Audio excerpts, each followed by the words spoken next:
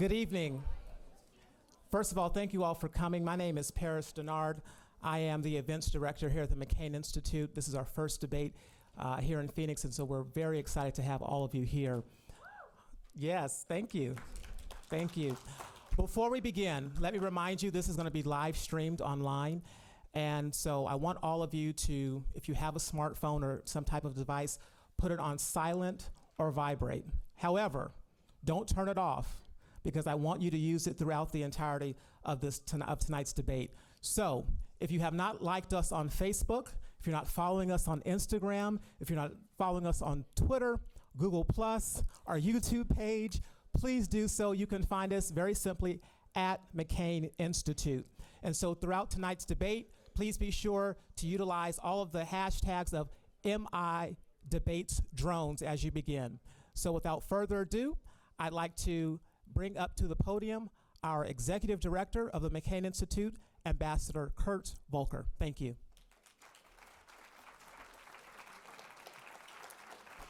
Thank you very much. And let our debaters take their seats here in the room.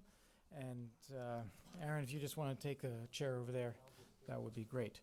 And welcome. Welcome to this evening's debate concerning the use of lethal drone strikes. Right at the outset, I want to say thank you to the Walter Cronkite School of Journalism and to the Phoenix Committee on Foreign Relations for joining us in putting this debate together here in Phoenix. First time that we have the opportunity as McCain Institute to do that here. As I was introduced, my name is Kurt Volker. I have the good fortune to be the Executive Director of the McCain Institute for International Leadership, which is a part of Arizona State University. And we have presence both in Washington, D.C. and here in Tempe, Arizona. Our mission is to advance character-driven leadership at home and around the world, contribute to humanitarian action, and to make better designs for better decisions in national and international policy. And you can find us at McCainInstitute.org. Tonight's debate is part of a series of structured, timed debates on some of the most difficult foreign policy issues facing our nation. We've had previous debates on Syria, on Afghanistan, on Iran, on the defense budget, and tonight we'll be looking at the issue of lethal drone strikes. Through our debate series, we aim to illuminate the key challenges that our country has to deal with. We aim scrupulously to avoid partisanship and to get deeply into the difficult decisions that our leaders and our decision makers need to make. Before kicking off the debate this evening, I want to introduce Paul Johnson from the Phoenix Committee on Foreign Relations for him to say a few words of welcome as well. Thank you, Ambassador. My name is Paul Johnson. I'm the president of the Phoenix Committee on Foreign Relations. We're an Arizona-based membership organization that attempts to educate our leaders here in Arizona and our members about foreign policy issues. And we're thrilled to be one of the co-sponsors of this first McCain Institute debate that takes place here in Arizona on such a fascinating topic. I got a little bit of a preview of some of the things that are going to be talked about this evening, and it really is going to be fascinating.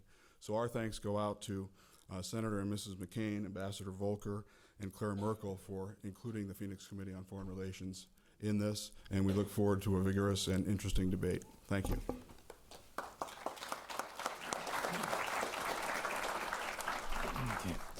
Thank you, Paul. And if I could now, I'd like to introduce the man whose family was given the name to this institute and whose tradition of character-driven leadership and service to our nation has inspired everything that we seek to do.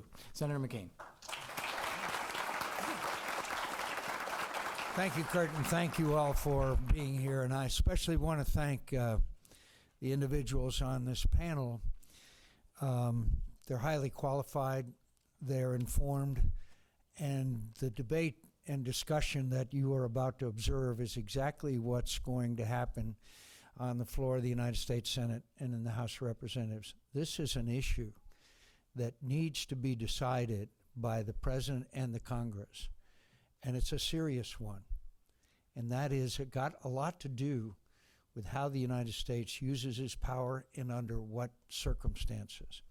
And so I'm eagerly looking forward to our participants, and I must also tell you that there's a subset, by the way, of this, and I don't know if we're going to have time to talk about it, but there's a huge bureaucratic fight going on right now in Washington as to whether drones are controlled by the CIA or by the Department of Defense. And it's been fascinating to watch them try to slit each other's throats. So I really want to thank our panel for being here. And believe me, this debate is something that needs to be held all over America, but particularly in the halls of Congress, working with the President of the United States, because it is of the utmost seriousness, except for those of you that think that Al-Qaeda and other terrorist organizations are going away. This issue and this challenge is going to be with us for a long time. So I thank all of you for being here. I had a 45-minute prepared remarks on the North Korean nuclear buildup. I will save that for the next time we are together. Thank you.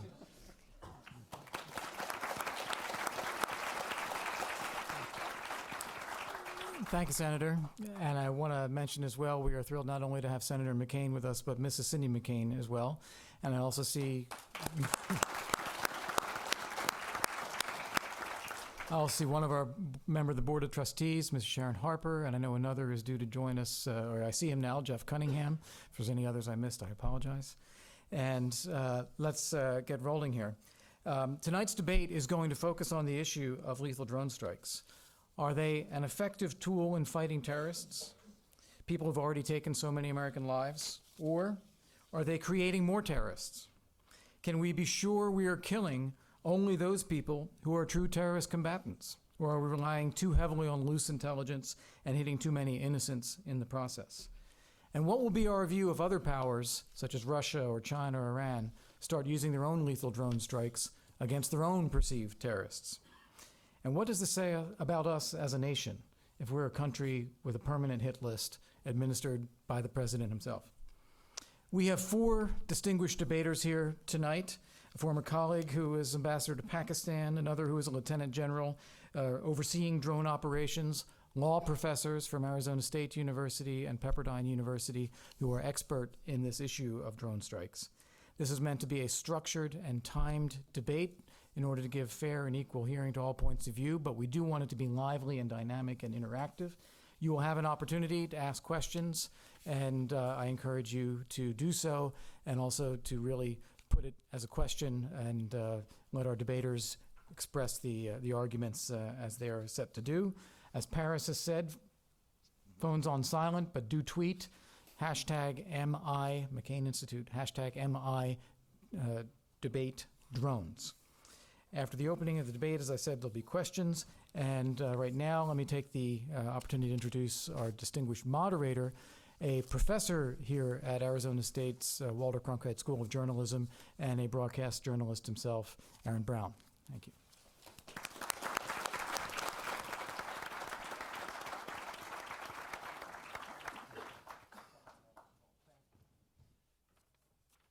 Thank you.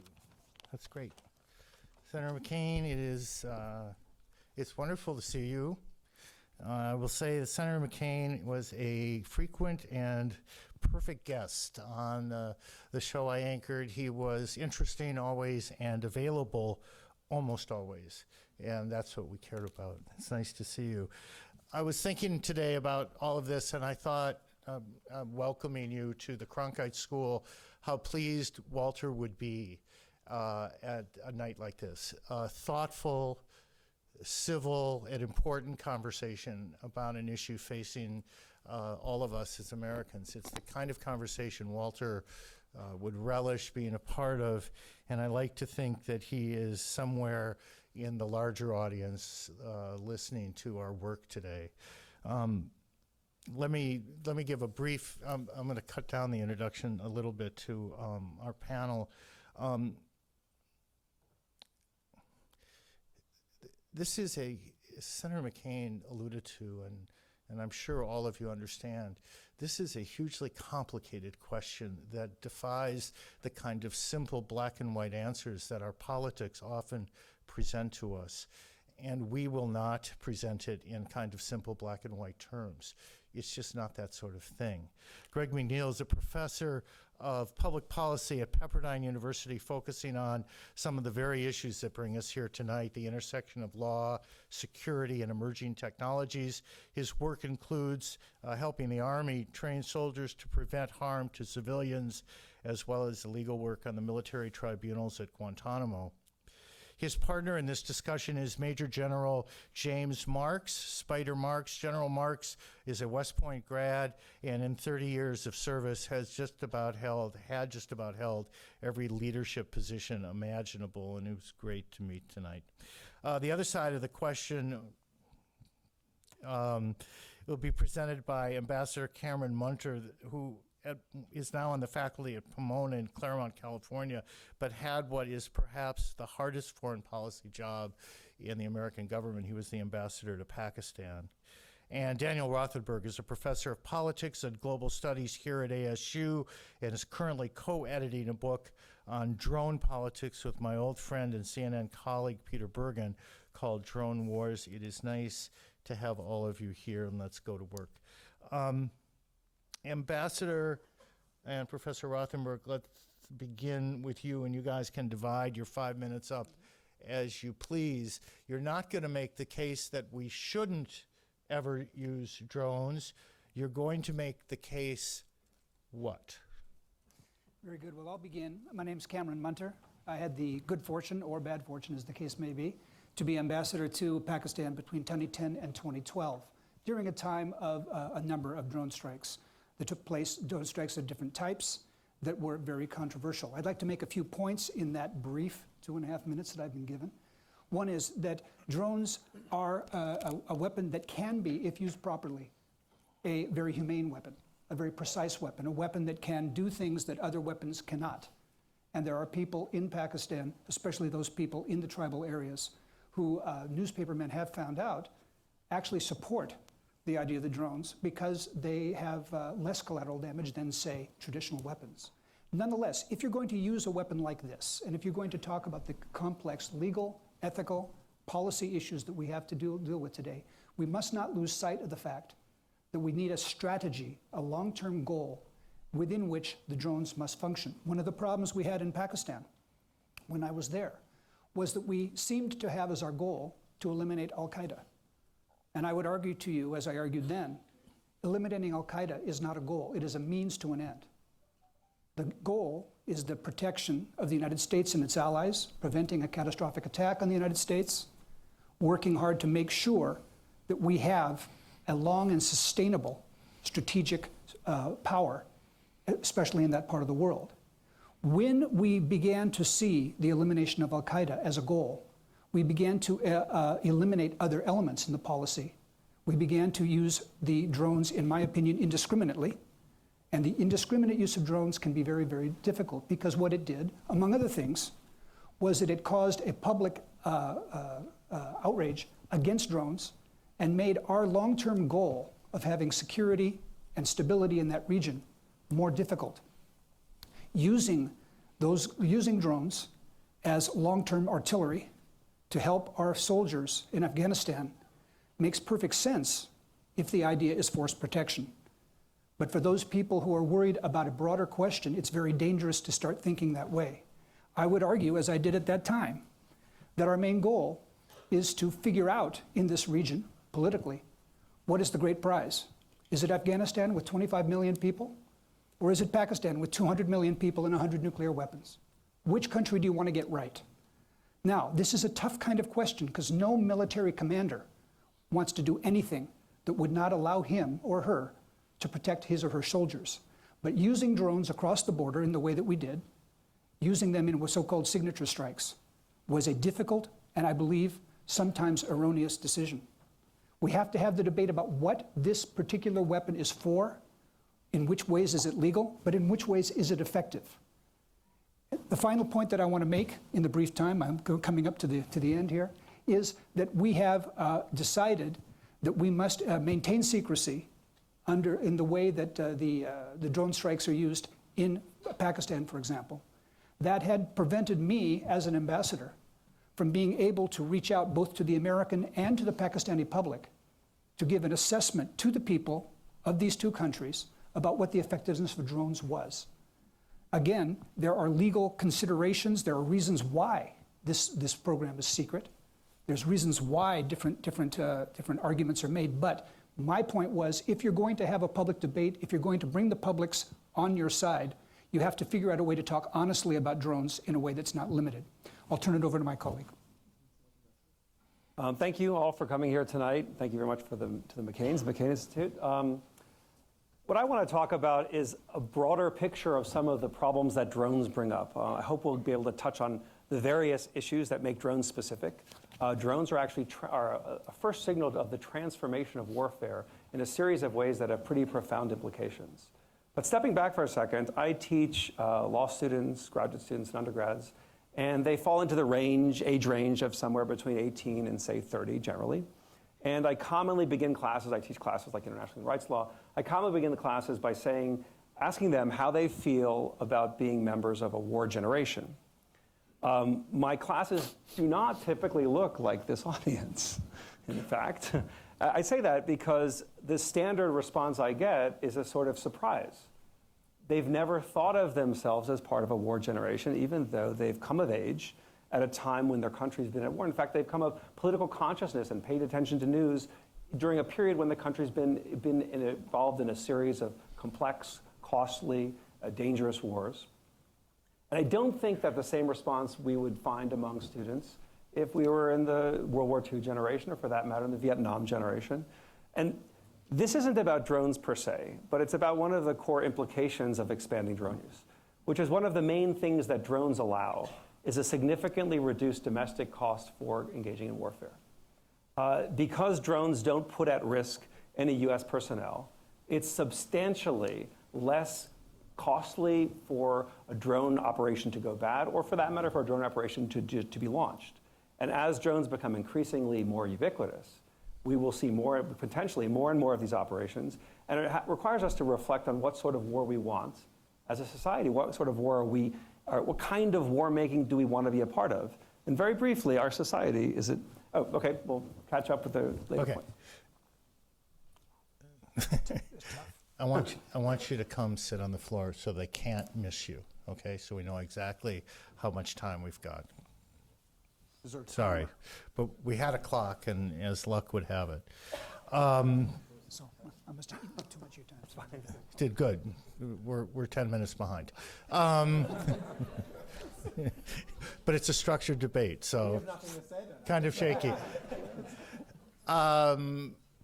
You guys have 5 minutes to split as you wish. Take a little extra time because I want to be fair to everybody, to make your case. And is the case you want to make, let me just ask it this way, that we're doing a difficult thing right? Does that make it? So let me talk a little bit about what we're doing and process. And I think to have an informed debate about this, it's really very important for us to understand process. And it's actually very hard to understand parts of the process because you have two agencies, two government agencies involved in the lethal use of drones. One being the CIA, allegedly, and the other being the Department of Defense. All of that stems from legal authority. So I'm a law professor, I have one hammer, I'm gonna hit on the law. And so where does this legal authority come from? Go all the way back to the September 11th attacks. Shortly after the September 11th attacks, Congress passes an authorization for the use of military force that authorizes the president to use all necessary and appropriate force against those individuals he deems responsible for the September 11th attacks. Think of that as a small group, and then watch as legislation does, it gets worked through the courts, and the courts expand the authority largely because of the Guantanamo litigation to mean Al-Qaeda and associated forces. And so we have the authorization for use of military force, the AUMF, authorizes us to use force against Al-Qaeda and associated forces. It has expanded through judicial interpretations. You get a little bit of support from Congress because Congress has continually authorized through appropriations funding for both what the CIA does and what the Department of Defense does. And so with this, you give a bunch of government agencies a mandate, and they go out and they act on it. And bureaucrats start making lists of people to kill. And so who goes on those lists? You have really two categories of targets. Those targets that fall squarely within the authorization for the use of military force, and then those targets that the president deems under his covert action authority it would be in the national security and foreign relations interest of the United States for us to engage. Those targets, the covert action targets, get struck by the CIA. Other targets get attacked by the Department of Defense, oftentimes the Joint Special Operations Command. And so on this list, how do you identify who you're actually going to put on the list? We're actually pretty careful about creating the names of individuals who go on the list. We identify who they are. So there's an identification process. We vet them. What's their function? They're a senior bomb maker. They're the most senior bomb maker. We look at what would be the impact of attacking them. They're no longer able to train people to make 5 bombs a month. Or what's the impact of not attacking them? They'll continue to be able to train individuals. They might even grow with impunity and feel like they can continue to launch attacks. And there's also a validation question, all of which, by the way, this happens inside the bureaucracy. Does attacking this individual support the national objectives? Is the target operational? Are they still a member? Are there any political or cultural side effects? Is there an impact on host state public opinion? This is the process that we follow for targeting. There are fights inside of our government about whether or not particular names should be on target lists. It's not transparent to us that those fights are occurring, but it's actually occurring inside government. And ultimately, this is documented in electronic targeting folders with records of approvals, changes in intelligence, collateral concerns. If you're worried about the strikes that occur in Pakistan, and you're a member of Congress, for example, the only way that you can see the ETFs is if you're on House or Senate Intelligence Committee. And the public, by the way, has no awareness of the existence of the strikes because it's denied, basically, as a matter of covert action. And I think this might be the one point of agreement for us where there really is an oversight challenge because of the 2 different agencies that are engaging in this. And now I'm going to turn over to my partner, General Marks. You got a couple Senator and minutes, Mrs. Cheryl. McCain, thank you very much. I'm sorry, Aaron. Couple minutes. Got it. Okay. And Ambassador Volker, thank you as well.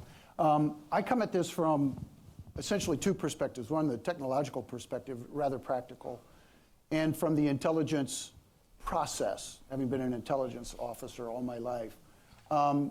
I grew up with unmanned aerial vehicles and with drones. As a battalion commander over 25 years ago, I commanded drones. And I did that as brigade commander, and I was, as the senior intelligence officer when we went to war in Iraq, I was responsible for all things Iraq, and among those many tasks, it was building the architecture so that we could move this video, these drone videos, so that we could share situational awareness. So I have a very practical and muddy boots and kind of broken finger perspective. The one thing I can state with absolute certainty is the technology that has gone into our drones has gotten incredibly precise and better, and every generation of our manufacturing and development has really been a light year development in terms of enhanced capabilities. So it's a very precise and it's a very capable weapon system. From the intelligence perspective, to your very point, we don't do a pretty good job, or we're pretty careful about this. We're extremely careful about who populates these target lists. And it is based on robust collection of intelligence, fusion of data, analysis of that data, distribution, shared perspectives on different targets. And all governmental agencies that have an intelligence contribution, and there were originally 16 of those, contribute and argue and debate about who populates that list and who, in fact, should be on that list and in what order. So from my perspective, it's a technological capability that we're not ever going to put this genie back into a bottle. It is a capability that has to be available to us, but we have to be able to more, I think, precisely define how we're going to employ this weapon system. And we right now are at the very edge of a debate, as the Senator indicated, as to whether this is an agency type of activity or whether it's a DoD, Department of Defense activity. All right. A lot has been said, and there's a lot to digest. I want you each to take a couple of minutes. Let's do 2 minutes, okay? 2 minutes each side. Just react to what they have heard, what you have heard, and that will kind of set the table for where we go from here. Everyone will have laid out basically their position. I only want to make one point, and that is the concern that I tried to describe was a concern about the long-term implications. I believe that we are very good at doing the technological acts, coming up with lists, getting caught into what the Counterterrorism Center does. The efficiency is fine, but it does, in my opinion, to the other side here is that it falls into one of the classic problems of drone discussions, which is the assumption is that everything related to how we should think and deal with drones assumes U.S. dominance of drone deployment. So we know now it's true that right now there are only a handful of countries that have used drones militarily: the United States, the UK, Israel. But over 80 countries have possession of drones, and it's inevitable that drones will become ubiquitous in their military deployment, which means they'll be used throughout the world. So what do we think? To step back a second. The overall argument here is to say that the targeting mechanism is above board, and in a word, we could call that the sort of just trust us argument. Maybe that's right, but we don't know because it's secret. What would you all think when you open up the newspaper, instead of seeing a story about a drone attack in Yemen run by the CIA? What would you think if there was a drone attack run by the Chinese government targeting a Tibetan activist in Nepal or in Bolivia or wherever outside of a conflict zone, which was presented as a national security need with the exact same arguments as are being presented here? How would that feel to you? And then multiply that by all the different drone possessing nations in the world. What would that world look like? My immediate response would be, to the very points, would be that we have to have an open dialogue because the technology exists. Military history is replete with examples of niche technologies that suddenly now alter the form of warfare, the crossbow to the longbow, and in fact, how we employ those are extremely important. We have to acknowledge that the technology and the capability will proliferate. How do we bring that forward, and how do we discuss it in a very, very open forum? That needs to take place. Let me ask a question on that, and let's just take a minute each, I guess, to toss it around. Because I read this week about there's an air show, I think it was in Singapore, and the drones were like the hot item. Everyone wanted to get, everyone with $20 million, which eliminates a lot of people in this room, but everyone else with $20 million wanted to buy a drone. And in fact, someday the Chinese will have a military drone if they don't have one now, and maybe someday they'll attack someone in Tibet. And how is that different, honestly, than in your mind how we would feel if we woke up in the morning and found out that a Chinese fighter jet or bomber had dropped a bomb on a village in Tibet? Why is the drone different? Why should we think about it differently, if in fact we should think about it differently? If in fact we think that the model that we are projecting is that we can go after people in places where those people are in countries with whom we're not at war, it poses a problem that ultimately is not going to be, because of the drone technology, it's not going to be limited to us. So it's not the technology, it's the rationale of using the technology. Yes. Right. Our underlying policy is that we are at war with al-Qaeda and associated forces, and it's a transnational armed conflict that follows those combatants wherever they go. And so as a consequence of that, we have to recognize that other nation states may very well take that position. However, there is an argument that would then just prompt a discussion about the underlying legitimacy of their arguments. And so nonviolent Tibetan protesters being bombed by Chinese drones or Chinese aircraft would subject the Chinese government to the types of criticism that we would expect. Whereas there's not a lot of reason to criticize the United States for targeting members of al-Qaeda, who the United Nations has even declared, and all nation states have signed on to, believing that al-Qaeda is a force that should be countered, sometimes with military force or other times with law enforcement means. And so it goes to the legitimacy of the underlying cause, and that's why I think it's a specious argument to sort of compare what we're doing to what would we think if the Russians did it. If the Russians are indiscriminately bombing civilians, it's very different than where we are purposely not trying to harm civilians, and we're purposely going after a legitimate enemy. I did cable TV. There's no such thing as a specious argument, okay? So one of the sadder stories of Guantanamo that you may be aware of was the fact that several Uyghurs, Muslim minority in China, were picked up and held in detention, even though it was clear to all of those in the U.S. government that they were not posing any threat to the United States. Their status it's an odd story, but we don't have to invent false cases. In fact, they were in training camps gaining armed insurgency skills to then go back and challenge the Chinese government. Now, perhaps it wasn't a substantive challenge, but I don't think it's difficult at all to imagine that, that if the justification for targeting individuals all over the world outside of traditionally understood war zones becomes a question of trusting states' evaluation of that targeting process, you know, why wouldn't multiple states engage in all sorts of actions? And if they were, they would certainly be able to say that their secret criteria were as valid as our secret criteria. I mean, but the idea that I shouldn't target Al-Qaeda because the Chinese abuses its own people, to me, is the false argument. That doesn't present us with a real choice. I don't think we're disagreeing. Last point on this is that the judicious use of drones is something that none of us, I think, would disagree with. But the procedure that is secret, therefore not to be shared, and the indiscriminate use that we, unfortunately, in my opinion, have engaged in, does leave us open to criticism. Well, let me do one thing and then ask a question here that will. If you all have questions, there are 2 microphones, one on each side of the room, and if you kind of wander that way, we will, I promise you, get to them. I just would ask you graciously to ask questions as opposed to make statements or, you know, because otherwise I have to be the bad guy, and this is enough, okay? Okay, so there's one there, okay. I want to ask a couple of things first that have come out of this that jumped out at me.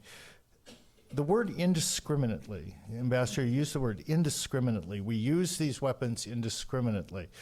General, do we use these weapons, in your view, indiscriminately?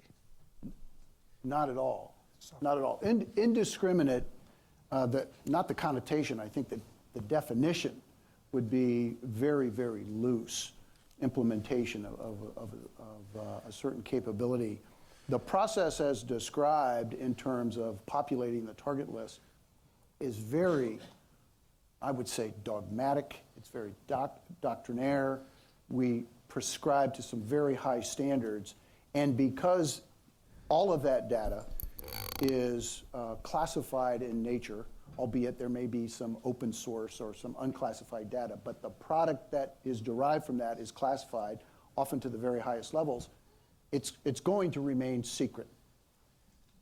The perception then is that when we use drones, the perception can be, and the ambassador has indicated with his bespoke experience in Pakistan, nobody else can speak to that, is that there was an element of indiscriminate use. I would argue that in order to simply, the decision to launch and employ a drone against a known target is absolutely nothing close to indiscriminate. Okay. Ambassador, when you use the word indiscriminate, honestly, I got like a little goosebump thing happening here. Do you really mean indiscriminate the way I use the word? You wanted this to be a good debate? I want, I do. Let me be very straight with you about this. And that was in that, let me correct that. When it is perceived as indiscriminate, we've got an issue. We've got an issue. Yeah. And because of the use of what we called signature strikes, where many of the criteria of which you spoke were less clear, and certainly because of the secrecy of the program, less open to debate or less open to public scrutiny, we ran into a problem that we were perceived as being indiscriminate, and that the political blowback was indeed something that undercut our overall goals in the region. All right, and that's where I'd like to go next, if I may. And that's a kind of, do we win the battle, lose the war kind of question here. There's a story today that there was a drone attack in Yemen, and that innocent civilians died, which may or may not be true. It may or may not be true. There may have been innocents who died despite the perfection or improvements in the technology, or maybe that's just what they say.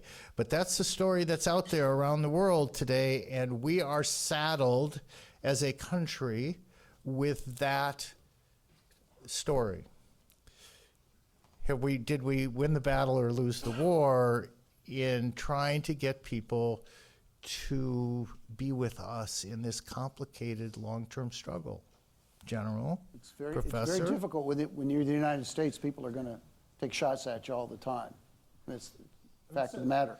It's very difficult. The 12-12-13 strike in Yemen, those that were killed may or may not have all been members of Al-Qaeda and or affiliates. The difficulty that the administration has to deal with right now is that if you release all the data as to who they were, that gets into a lot of classified sources and methods. That becomes problematic, and the nature of the use of this weapon system. If all of these were civilians, we're probably not going to know that. So frankly, it is a debate that's going to take place, and there's no easy answer. So we could have, in fact, won that very tactical engagement and lost some ground. That's the cost of our engagement, and in this particular posture, going after those targets. Mr. Ambassador,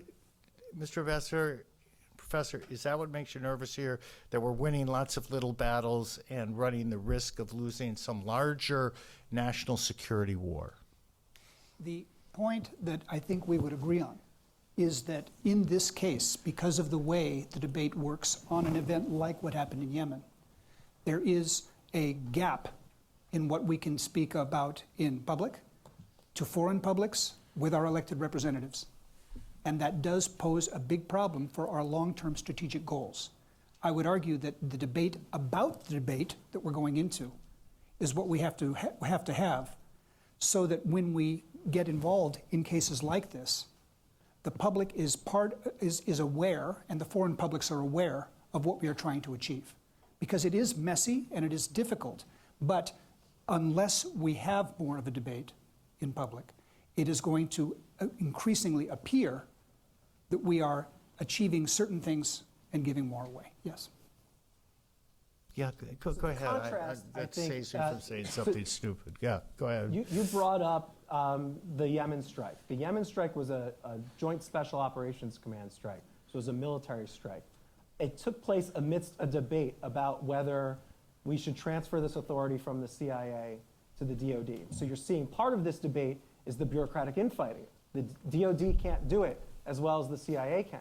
And there's another contrast too. We've been talking a lot about Pakistan, but if you look how things are done in Afghanistan, ISAF is our forces in Afghanistan are transparent about civilian casualty incidents, when strikes happen, and they have a semi-transparent process. They don't give you the details, but they let you know that there is a process that's in place to investigate civilian casualties, and when those civilian casualties occur, there's a reparations process that's in place. That's what you get when you put it under DOD and you have Armed Services Committee oversight. When you put it under Title 50, the intelligence community, nobody's allowed to acknowledge that the strike existed. So you can't even have a public debate about it and talk about the things that we're talking about. And that's a real big problem with the way that we've gone forward. It made sense early on that the drone was there collecting the intelligence, hey, put a missile on it. It also made sense for deniability purposes in Pakistan specifically to not have boots on the ground. But as we look to the future, to a more sustainable policy, the CIA probably needs to get out of this business if we want democratic accountability as a nation. And I want to get some questions from the floor, but let me just ask you to consider something, and we'll come back to it, which is to most of your fellow citizens, whether it's the military or the CIA, is a distinction without difference. Bad guys get popped. The people who did 9/11 pay. I mean, I hate reducing, and I don't really mean to be glib on this, something horribly complicated to something that pathetically simple. But I really believe that this is one of those gut issues to most of the country. And when we start talking Title 10, Title 50, Title this, Title that, I just want to know the people who killed 3,000 of my fellow New Yorkers pay. Sir. Am I up? Yeah, you're the Hi. sir. I was, yeah. I'm sorry. Skip Lind, Phoenix, Arizona. I think, to me, the real question is, are we complying with all of our laws, ethics, morals that this country has? It's nice to comply with a congressional mandate to go off and attack anybody we want to that has an Al-Qaeda name tag on, but launching a weapon into a foreign country, the last time I checked international law, was an act of war. Have we gotten authorization from these foreign countries to launch these attacks into these countries? I don't believe that's true. And Okay. the question is, Thank are you. we complying with all of the laws? Okay, I think, all right, the question is, are we complying with the international law here?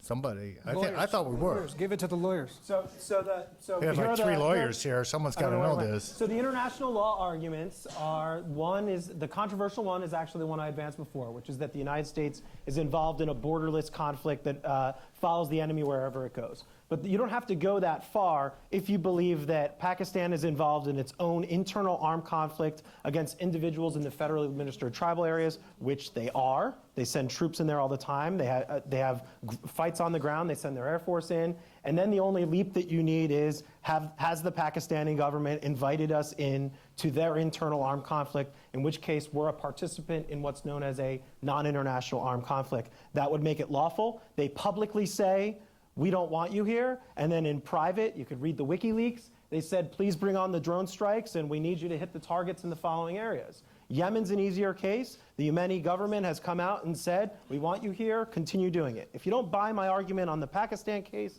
we were flying out of Pakistani air bases until 2011. A drone takes off with bombs on it, it comes back. The bombs only go one direction. And so you can figure out that everybody on that, every Air Force cadet here knows that we know exactly what was happening. We were there with the consent of that government operating from their territory. So the short answer is yes. Yes, lawful. Sorry. See? Don't let lawyers talk, right? I'll go on forever. So that, one of the core principles of the laws of war, it's part of what the U.S. calls law of armed conflict, and what the world calls international humanitarian law, is distinction. And distinction, in a word, is what allows military forces to legally kill an individual. So classically, in the law of armed conflict, soldiers wear uniforms. We're surrounded by many of them. And the purpose, the legal reason, or one reason, is so that you can be legally targeted. You can be distinguished from civilian populations, and in a situation of war, be targeted. So really briefly, drones are changing the nature of war. The innovation of drones is not that they deploy missiles. The innovation is that they provide constant surveillance, live, permanently recorded surveillance that then gets collated with other data, human intelligence data, signals intelligence data. And what's most interesting as a kind of response to whether or not these strikes are legal is the signature strike idea. And in signature strikes, individuals are targeted, not based on existing understandings of distinction. They don't have uniforms. We don't actually know who they are, as in the case of a personality strike. So you know who Mullah Omar is. You know who Osama bin Laden is. So there's a collation of data. And the data gets brought together, and determinations are made, such serious determinations that people are categorized to be killed. Now just think, this is part of a transformation of the world where we're all data points, and they can be collated together. And think how nervous Americans are about the way in which their data points are recorded and the way that can be used. So just imagine as all of this gets ever more sophisticated, and the outcome of those data points is a signature strike that leads somebody to be killed and transforms the entire mechanism of distinction so that that becomes understood to be a way of targeting someone. So we need debate and discussion and serious, open clarification of how all this should operate, not just with US forces, because in fact, the laws of war are globally, they apply to all global militaries, and we need to clarify this. That's just the simple, yes. The CIA doesn't comply with the rules of war. Okay. Question mark. Yes, sir. Hi, I'm Ryan Fdashik, a student at Desert Vista High School down in Ahwatukee. Professor McNeal, you talked about how exactly we vet these people that are the targets of the strikes, and General Marks, you talked about how you rebutted the word indiscriminate in strikes, but there have been numerous media outlets like Reuters, New York Times, Economist, etc., that have talked about secondary strikes, as in immediately after we launch a drone strike, a few hours or even up to half an hour after which we launch another strike. I was wondering how exactly that process takes place and under what conditions we launch those strikes, because oftentimes there have been claims that they kill several first responders. So, Go ahead. the first set of strikes, I think you accurately characterized my position. So then there's a second series of strikes that the veterans in the room would be familiar with. Circumstances where you're in direct fire combat with the enemy, or time-sensitive targets where you would be calling in close air support. In the examples you're talking about rescuers, you still have to comply with the law of armed conflict to ensure that the individual that you're targeting is a lawful target. You would just be operating that under a compressed time sequence. So how might that happen? I strike an enemy. I strike the leading enemy in a caravan. And the three vehicles behind it, because I've had persistent surveillance, I've been up on their phones, they're just coming from the rifle range, they're all in a convoy together. I very well might have enough pieces of data to put together that I don't know the names of those individuals, but I know that they're members of that armed group. Just like if I go to Fort Bragg and I see a bunch of guys at the range, I don't have to read their name tape to know that they're probably in the 82nd Airborne Division and they're probably soldiers. That's why they're carrying rifles and they're at the range. My degree of certainty is lower on that type of strike, but the law of armed conflict doesn't require proof beyond a reasonable doubt. It requires reasonable certainty, the reasonable judgment of a commander in that circumstance. And so in the circumstance as I described it to you, I don't think it would be unreasonable to target those individuals. And contrary to sort of popular belief, first responders are not entitled to any special protections under the law of armed conflict if they're lawful targets. And so that's a short way of answing your question. I'm sorry. Longer than the moderator wants. Let me, General, that sounds like a slippery slope we just got on, where we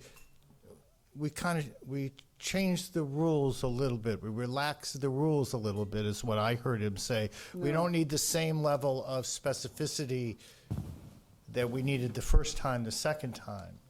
Am I? That's not what I heard. Well, he nodded yes, that's what he said. So certainty. I'm nodding to say I understood your This is called acquiescence. There's a level of certainty, and I think that's what you were talking about. Intelligence, the production of intelligence, the collection of intelligence, the production of intelligence, its distribution doesn't revert back to zero. You know, the intersection at all times. There's a foundation of intelligence upon which you build. So fleeting targets and what we call targetable intelligence is extremely important because it could, in fact, that particular target could, in fact, disappear, go away. You may lose the opportunity to strike. So you've got a foundation of understanding that you've achieved. You go from data through intelligence to et cetera. You kind of go through this linear progression. It can take place very quickly, as Greg indicated, in very truncated time periods. You've got a level of certainty. And it might not be the same level of certainty that you achieved upon the first strike, but you've confirmed that that foundation of intelligence has not been altered. Ergo, you make a decision to go after some of those other targets. So is that a slippery slope? I think it's pretty solid ground. Hello, this is Javeria Thareed. I'm from Pakistan. I'm a journalist, and a lot more discussion is going on related to Pakistan. My question is Mr. Cameron and Mr. Daniel. We all know and you agreed that the drone technology is very important to kill the militant like Taliban. So are we willing to accept that the innocent people have to die to bring peace? Or is this acceptable that the innocent people have to die in order to bring peace? And how would we promote human rights in this scenario? I just want to ask you this question, and one more is regarding the trial of the Musharraf. Do you think it will impact the relationship of US and Pakistan and the situation with Nawaz Sharif government? Thank you so much.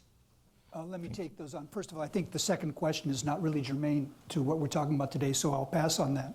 But the first one is that I would take issue with the argument you make that there is a need for innocent people to die in order to win. There is no intention, I think, that any of us would say. There's no intent to kill people who are innocent.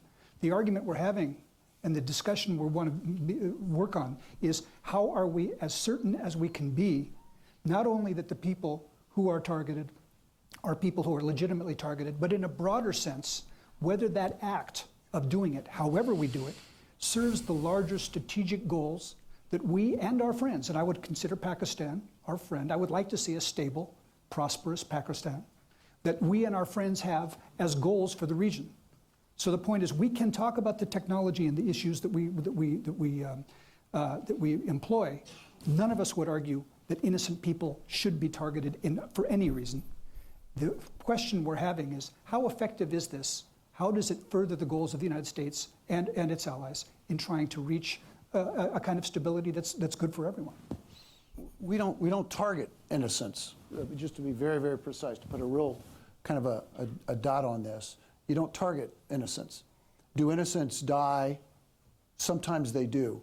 And within the process of the targeting that's taking place, there's a collateral damage estimate that's done. And it's overseen by a number of legal chops all the way down to include intelligence observations.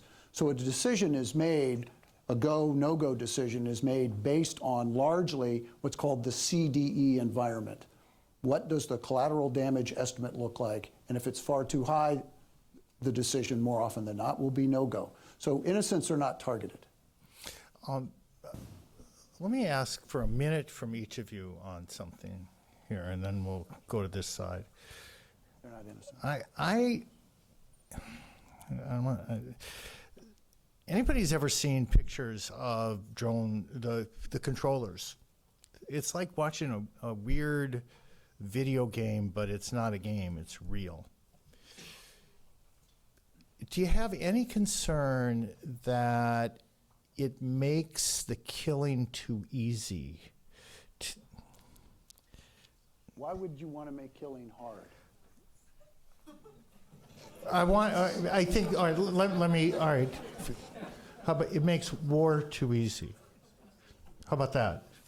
I want to make war hard. I do. I want a full public policy debate on whether or not and the implications of, and I'm just wondering, I'm not taking a position. I promised I wouldn't and I won't. Okay? You won't be able to beat it out of me, General. But does it so in some way detach us from the process, the worst part of this process, that it harms our soul in some way? Daniel, if I could just very, very briefly, Daniel made the point of limited domestic cost, which really gets to the intellectual thread that brings you to the moral discussion about conflict. And that is it more moral, if I make a decision to go to war or engage, is it more moral for me to look you in the eye before I stab you in the neck? Or can I do that from distance and not put myself at increased risk, yet still achieve the same end state? The decision to go to war has to be an exceptionally difficult and arduous process.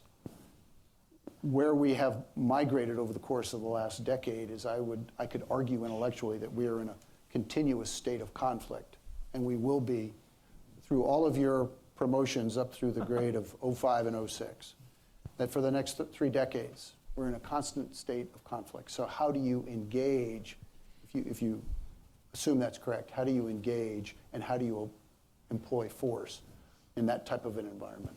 Professor, take a minute on the question. So one of the ironies of drones is that they're both distanced in that the drone pilots, and in fact drones aren't unmanned, they're teams of people that are needed to run a drone. There's signals analysts, there's the maintenance teams, and it's a massive operation with a lot of people. But one of the odd things is that it's both very distanced in that drone pilots are literally thousands of miles away from where the drones are deployed, and yet it's exceedingly intimate. And if you interview drone pilots, as I have, you'll find that they know their targets with a level of specificity and detail that's almost unheard of in modern warfare. They hover over communities, they watch people. They don't just watch them involved in military activities, they watch them playing with their children, going to the market, all of the things that take place during a period of intelligence gathering. And then after a drone attack, they hover over and do a damage assessment and see the mangled bodies, and sometimes are even present for subsequent funerals. It's an extraordinary, intimate process, and yet it's also a process where all of the US personnel are separated from the impact by an enormous physical distance. And this is another element of the changing nature of warfare. It's both closer and more intimate and more complex in one way, and yet it's physically distanced and separated by the mediation of technology. Over here. Oh, are we? Okay. My name is Soraya, and I'm a fellow at the Next Generation Leader program of the McCain Institute. My question, I will ask this question from a foreign point of view, because all the arguments that you've put forward are in favor of protecting the United States, their interests, their people, and everything. But look at it from an outsider point of view. You have this incredible, precise technology that is completely more advanced, in quotes, as compared to normal traditional warfare. And so, because it's so accurate, the margin of error that you allow yourself to have becomes something of a lot of scrutiny. So you have a precise technology, and any casualty that comes as a result of that technology will be looked at more severely than in a traditional warfare, because in a traditional warfare it's more obvious. So bearing that in mind, do you think that you are achieving a greater goal of reducing or increasing people who hate the United States and what they're doing in some countries? Protecting the American interest, of course, but how do you think people are perceiving you out there? I'll take a stab at that. One of the issues here is that you're mixing the question of the way that a war is carried out with the broader foreign policy aims of working with other people in other countries. And I would argue that you have a point. We have to put these things into context. It's not that we don't want to protect ourselves in the best way we can. And given the fact that we were attacked and that we have this weapon, the judicious use of this weapon is one of the most important things that we can have. I think what we're talking about today is how do we do that, and what you suggested should be part of that. What is the way in which that is perceived, not only by Americans, but by foreigners, as something that is reasonable? I would argue that the secrecy that has been part of this does prevent us as a diplomat. It prevented me from engaging with the Pakistani public, for example, in making the case for why we're doing it. Not being against doing it, but making the case for why we did it in that way. So you raise a valid point, but it does mix something more than just drone and the drone issue. It has to do with foreign policy in general and the way that we deal with foreign publics. Yeah, let me ask in your response, if I may. It's just one of these, it's a terrible conundrum in a sense, that on the one hand, it's hard to argue with the ambassador that if we could make the case more publicly, we might mitigate some of the blowback that we get when things go wrong, or when people just say things go wrong, whether they went wrong or not. Okay. On the other hand, to do that is to sacrifice methods, operations, all sorts of things that is not in our national interest to give up. Are we just kind of trapped in this, and then we have to accept there's going to be a degree of blowback, and that's just the way it is? Are you asking me? No, I'm not, actually, So, in this case. There are two dimensions to this. First, with regard to the specific question, America is somewhat cursed because of our blessings. We have the financial resources to employ precision technology, and because of that, we have a moral and legal obligation to use it if it's available. And we have the resources to make it available so that almost every piece of ordnance we drop is precision guided. Whereas a country with less resources could drop a dumb bomb. And so if they're your ally, they can drop dumb bombs, but we can't. And that's actually a good thing, right? That if we can make war, when we make the decision to go to war, if we can make it more humane, that's a good thing.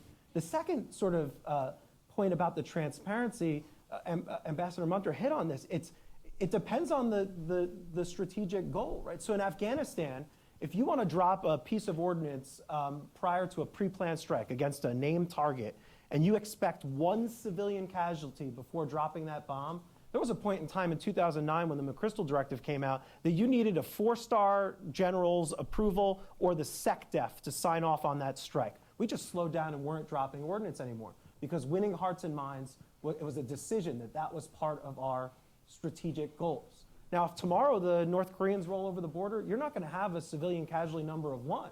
You're going to be pushing those decisions because of the op tempo down to the company commander level, down to the platoon leader level, to make decisions on the spot about civilian casualties. And our national political and strategic objectives flow into our military objectives, and that's something that's oftentimes missing from the debate from those who have never worn a uniform and don't understand the connection between the politics, our goals, and what we're doing on the ground.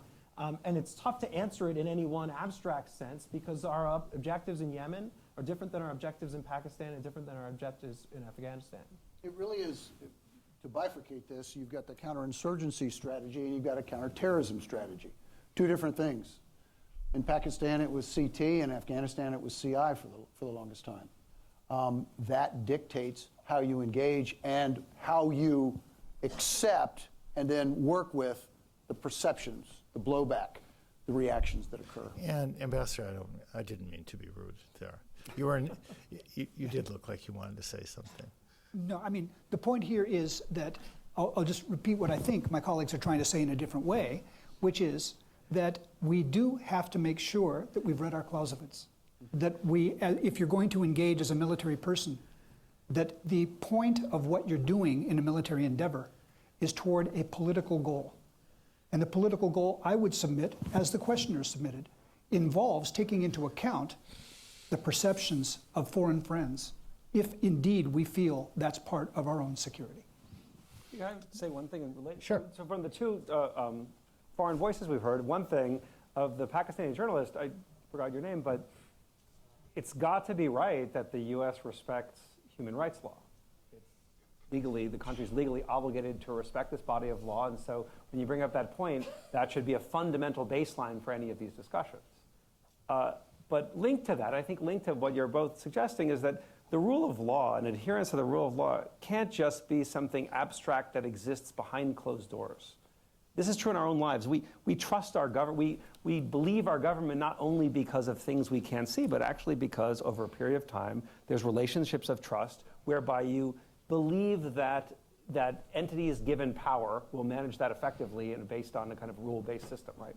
So there's an enormous cost for the U.S. to be seen largely in the world as as an entity that doesn't abide by rule of law principles. And there's enormous gain, I think, by doing those things that make drone deployments be understood to be more rule of law abiding to the degree that they are. And there may be some debate here as to the degree they are, but certainly where the perception is severely against that, there's an enormous cost to it. I just want somebody to tweet a question because I'm too old to have ever actually said, we got this as a tweet. Good evening, Senator, General, Ambassador, and gentlemen. My name is Rochelle Edwards. I'm a midshipman at ASU. My question is purely moral, so this question is going to be based as from one human being to another group of human beings. With the use of drones, do you find that it takes away a human being's sense of self-preservation and mode of protection when you use a drone against unarmed people, whether they be of another military or not? Does it take away the humanity and the ability to protect oneself, and what are the moral or ethical problems behind that? My answer is that engagement of armed conflict, whether it's by use of drones, some other standoff weapon system, or up close and personal, is an incredibly ethical, moral debate that we all need to have. And that needs to be a debate you have a priori before the decisions on whether you're going to employ that force. And you've exhausted every other means to try to resolve the conflict.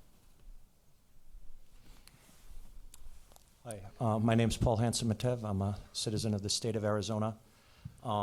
Is it constitutional, or more importantly, is it right that the current president, Nobel Peace Prize laureate, and also a man who prevailed over an audience member with us today, who was a former prisoner of war, is it right that that person has a kill list with United States citizens on it in violation of judicial review, due process, and the age-old principle of habeas corpus? It's directed first to the two lawyers and then to the ambassador and the colonel. Thank you kindly. Get demoted.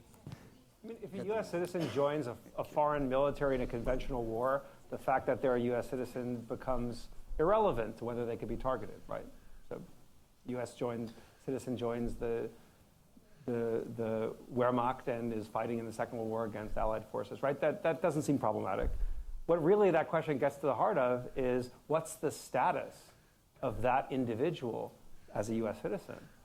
And that just brings us back to the same discussions we're having as to under what legal condition can people be targeted. So the keeping of a list, to me, I'd rather we had a list than not a list. And in fact, our current process, at least as the Attorney General gave it at his speech at Northwestern, involves intra-executive branch review. It's not just it's not just going out and finding the person indiscriminately. It's actually an extra level of review that non-citizens don't get. So I guess if I were a citizen of the world versus Arizona or the United States, I'd look at it and I'd say, well, why do U.S. citizens get special treatment? And that's actually a decision that we've made, I think, in part to foreclose judicial review. But the idea of judicial review in warfare is something, I think, new that we've come up with. Think back to the Iraq War. It was very contentious. People sued to try and stop the idea of going to war itself. And the courts looked at it and said, this is a non-justiciable political question. The president and the Congress decide this, and they're accountable to the electorate. If you can't have a court review the decision to go to war itself, should a judge be reviewing individual targeting decisions, be they for U.S. citizens, or should the judge be reviewing bridges? Which bridge should it be? And where do judges come from? They're just lawyers. I already talk too much. I'm the lawyer everybody hates, right? And what would I be doing if I were a judge? I would be getting appointed to a judgeship, coming from maybe a bankruptcy decision or that recent employment law case, and then I go, oh, what do we got on our docket now? Oh, a targeting decision. What do I know about targeting? Not much, but let me take a look at the file and make a decision about whether or not it's appropriate in warfare for us to do it. And when I get it wrong, I have a lifetime appointment. I'm unaccountable. And if I shut the president down and I say you can't do it, and the person goes on to kill 200 people in a square in Baghdad, what does the president say? I tried to target the person, but the court wouldn't let me do it. And it allows us to all dodge accountability and push it off onto the courts. So to me, I'm okay with that authority resting with the commander-in-chief, because that's where it is in the Constitution, under Article 2, with oversight of people like Senator McCain and the rest of the Congress. And so that's I'm not very opinionated on it, but that's There's nothing more refreshing than lawyer humility.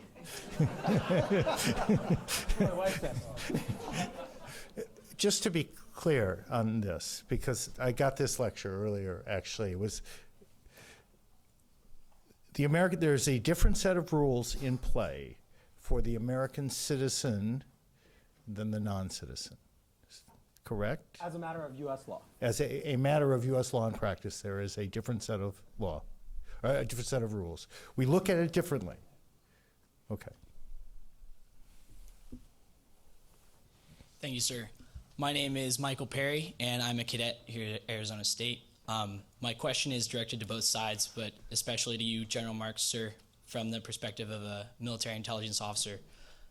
We have other options for executing these targets, and I would point most recently in October of last year to the capture of Anas al-Libi from his doorstep in Tripoli, or more notably to the killing of Osama bin Laden in Pakistan. Sir, do we run the risk sometimes of simply killing these targets and not exploiting the intelligence they have and the intelligence on the objective?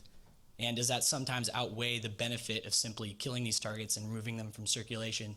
And sir, how do we strike a balance here between simply playing whack-a-mole with terrorists in our counterterrorism campaign and exploiting intelligence? That's a military term, whack-a-mole.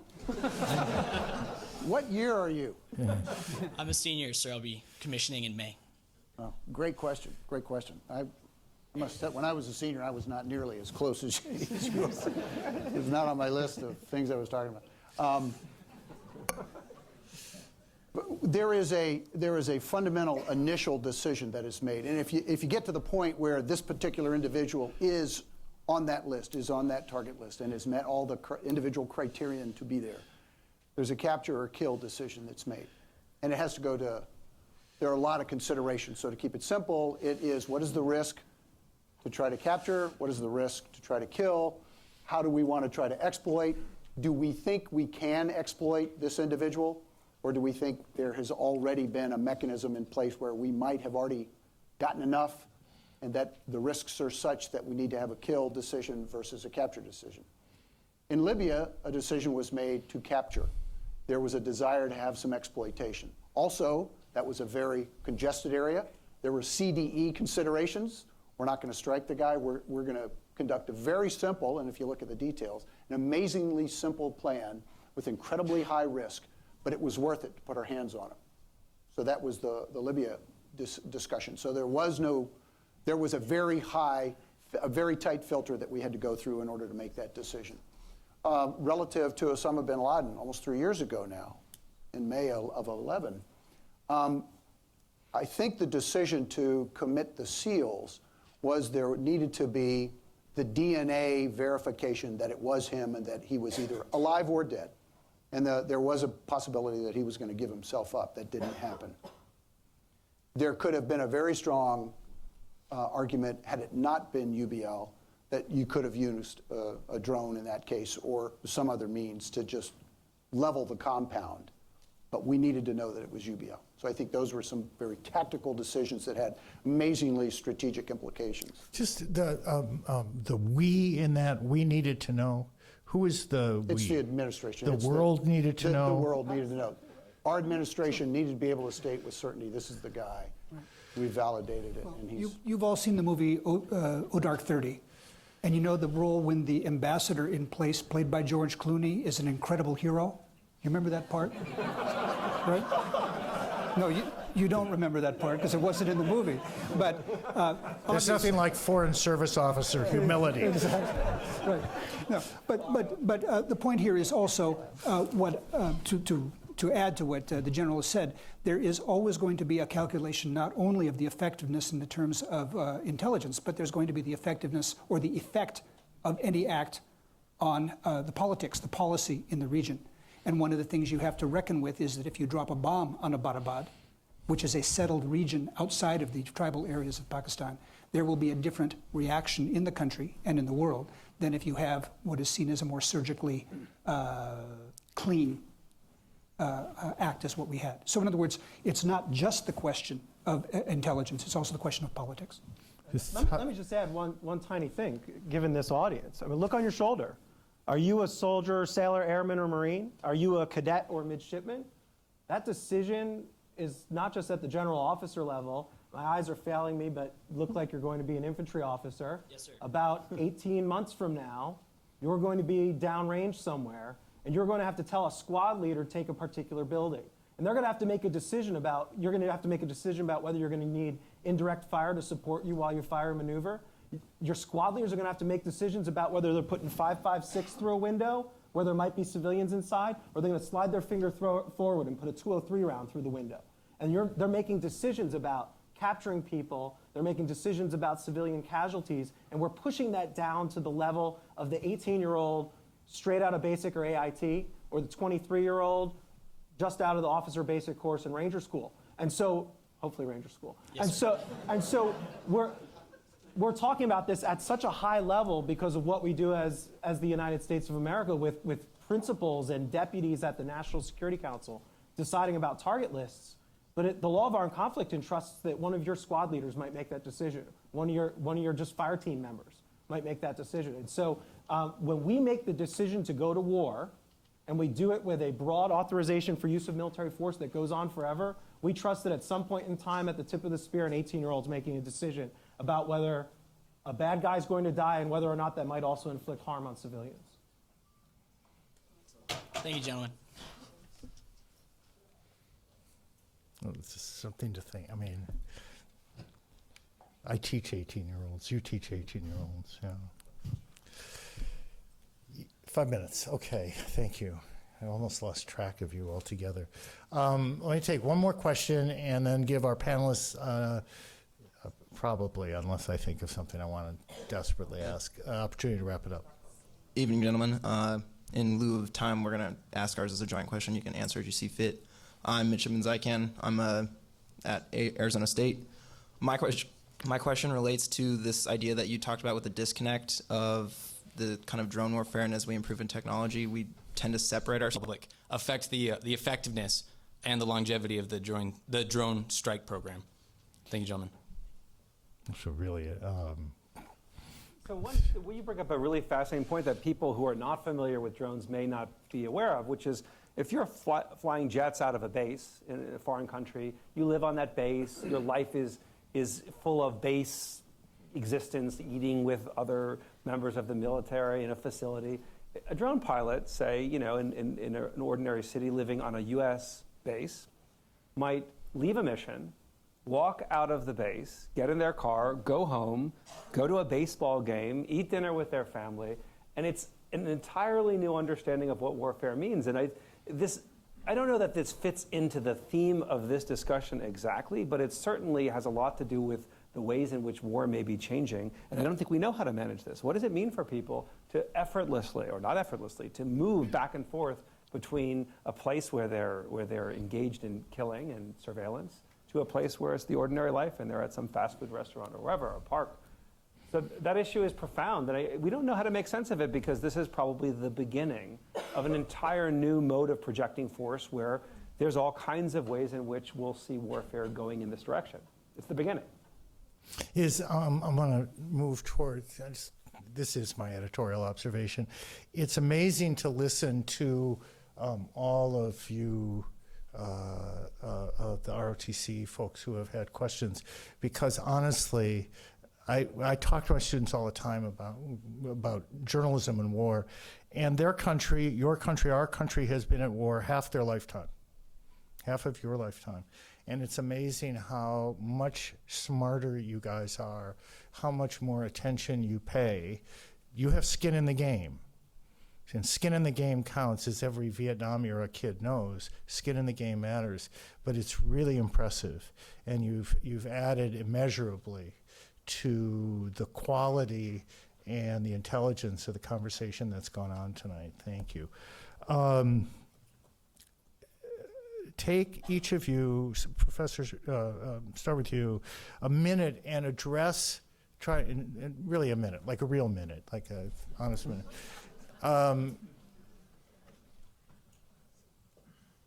Because you were kind of on this. The nature of warfare is changing. So we have this thing, it's pretty new still. Where does the policy go, or where would you like it to go moving forward? So I think there is a sense in which drones are changing warfare. It isn't the drones themselves, right? It's what the drones represent, and for some odd reason, drones are the only weapon system, I think, in this 13 years of conflict that's garnered public attention. I think what we need to think about, we've seen other weapon systems and other innovations in warfare regulated and discussed, chemical weapons, nuclear weapons. This shift to data-driven warfare is substantial and transformative. I can't give the answer as to how we ought to engage with all of this, but there are significant policy and legal implications, and they should be put at the forefront, and they should be openly discussed. And I think that should, to the degree that that happens, that will be benefit for the society. Ambassador, are there specific things you would change in this policy going forward? No, I would just echo, I think, what my colleague has said, that the way in a democracy that you come to the right answer about this is through open discussion. Obviously, there's give and take. There's the question of methods and the legitimately secret things that the people in the intelligence world need to protect. But we are not doing ourselves a service if we engage in this new era of warfare without a very healthy public debate.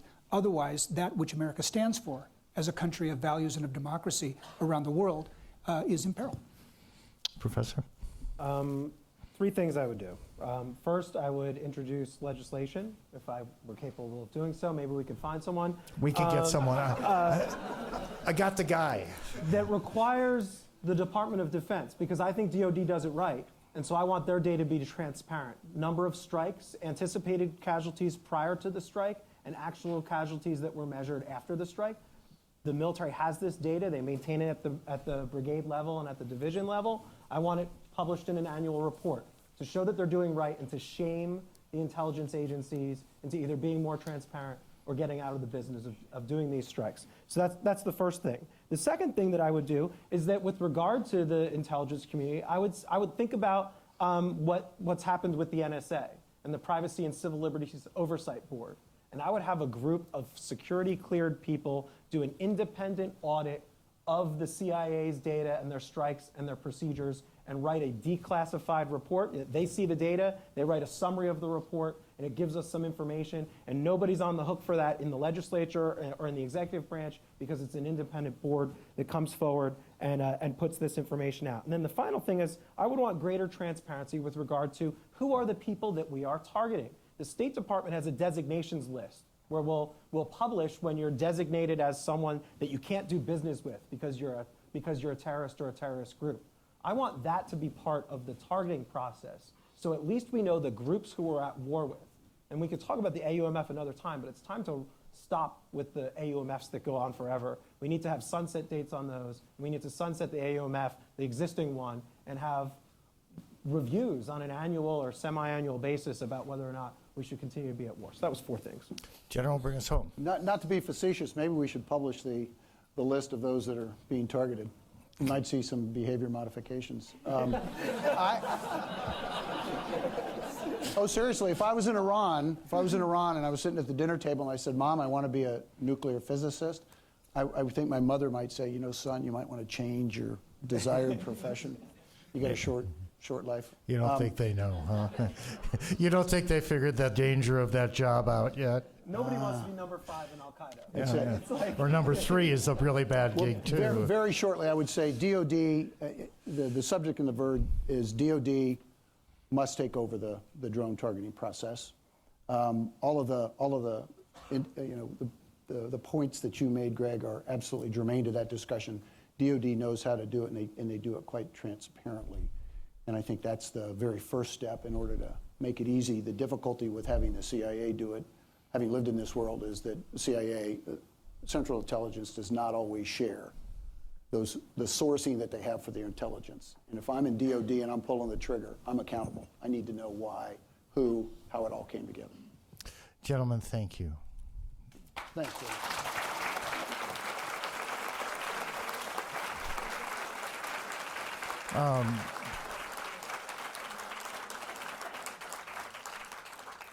You didn't leave it all in the green room. Thank all of you for coming and sharing this at Cronkite with us. As I said at the beginning, I think this is the kind of thing Walter would feel great about. And finally, Senator McCain, there's only slightly intimidating to do this in front of you. Thank you and the Institute for having us.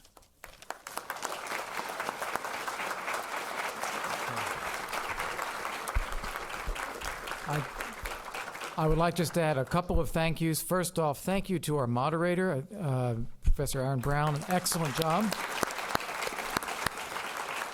Thank you to our audience. I think it is tremendous that you came out for this on a Thursday evening, especially to our young men and women in uniform. Thank you for coming and thank you for your service.